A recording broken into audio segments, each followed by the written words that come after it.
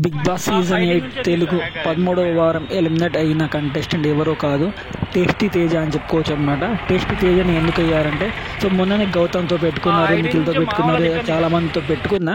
So అందరితో పోల్చుకుంటే తనకు చాలా లో ఓటింగ్స్ అయితే ఉన్నాయని చెప్పవచ్చు. సో పోయినసారి కంటే ట్రిపుల్ అయితే ఆడారు, అది వాస్తవమే. కానీ ఓట్ బ్యాంకింగ్ కూడా అంతగా లేకపోవడం అయితే జరిగిందని చెప్పుకోవచ్చు అనమాట. సో అదే కాకుండా ఈరోజు అవినాష్ అయితే సో ఫస్ట్ అయితే వెళ్ళిపోయారు, టికెట్ ఫినాల్లో ఫస్ట్ వెళ్ళిపోయారు, ఫస్ట్ సేవ్ అయ్యారు కూడా. సో ఆ విధంగా కూడా చూసుకుంటే టేస్ట్ తేజ వెళ్ళిపోవడం అయితే జరిగింది. కాసేపట్లో టేస్ట్ తేజ గ్రాండ్ వెల్కమ్ అయితే ఉండబోతుంది అనమాట. అన్నపూర్ణ స్టూడియో దగ్గర అయితే ఉన్నాము, అది కూడా మనం పెడతాం అనమాట. సో టేస్ట్ తేజ వెళ్ళిపోవడం మీకు ఎలా అనిపించిందో కామెంట్ చేయండి, ఫేర్ అన్ఫేర్ కామెంట్ చేయండి అనమాట.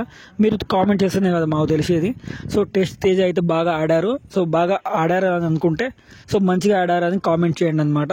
సో తన కళ ఏదైతే ఉందో వాళ్ళ మమ్మీ ఇంట్లో రావాలని అదైతే నెరవేరింది. సో దీంట్లో తను సక్సెస్ అయ్యారని చెప్పుకోవచ్చు అనమాట.